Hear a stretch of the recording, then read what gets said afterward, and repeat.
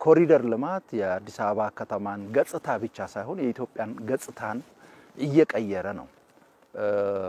የአዲስ አበባ እድገት የአዲስ አበባ ልማት የአዲስ አበባ ለውጥ በሀገር አቀፍ ደረጃ ብቻ ሳይሆን በአህጉራችን ብቻ ሳይሆን በመላው ዓለም መነጋገሪያ ነው የሆነው። በአጭር ጊዜ ውስጥ ከተማን በዚህ ደረጃ መቀየር ይቻላል ወይ የሚለው ሁሉንም ጥያቄ እንዲያነሳ እያደረገ ያለ ጉዳይ ነው። ያው እንደሚታወቀው ሐሳቡም የመነጨው ከዚሁ ነው፣ ከክቡር ጠቅላይ ሚኒስትራችን ነው ሐሳቡ የመነጨው። ሌላው አመራር የሳቸውን ራዕይ ተጋርቶ ስራውን በውጤታማነት ለመስራት ስለተንቀሳቀሰ ነው ይሄ ለውጥ የመጣው።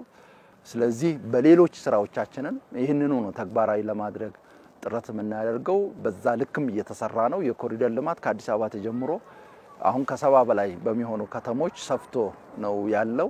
የኮሪደር ልማት የከተሞችን ገጽታ የሀገርን ገጽታ ከመቀየር ባሻገር ኢኮኖሚያዊ ማህበራዊ ፋይዳው የላቀ ነው።